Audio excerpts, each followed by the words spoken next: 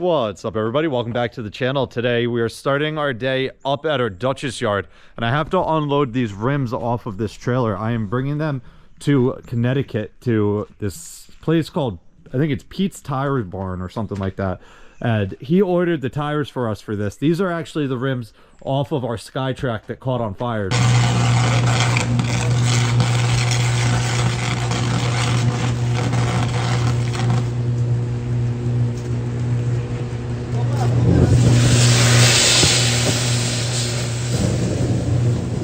We pulled these off of the Skytrak probably about a week ago now. They've just been sitting here on the trailer, and we've been waiting for this guy to tell us that the tires are in stock. We're actually getting foam-filled tires, so I believe he just orders the tires and then he fills them with foam himself. I'm not exactly sure how any of that works. I've never dealt with tires, and I honestly hate working on tires. If you saw my video where I had to take them off of the telehandler, I did not enjoy that at all. But anyway, I got to get them off of this trailer and loaded in the bed of my truck. I don't want to drag the trailer all the way to Connecticut.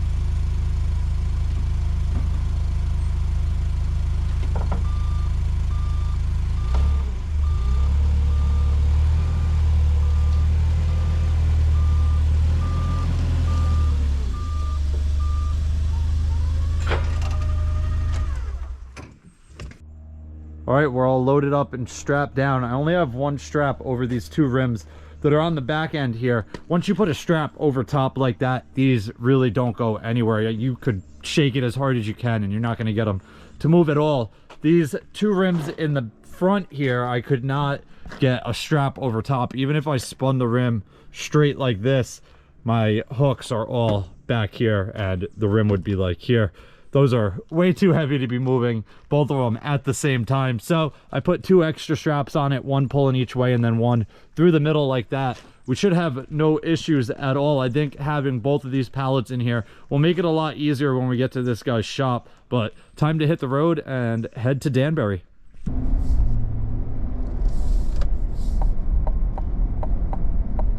I feel like I've been here before. I'm having like deja vu of being here for something. I don't know what it was, but this place looks very, very familiar. Anyway, let me run in and talk to someone. Hopefully they'll get me unloaded quickly and we can get out of here.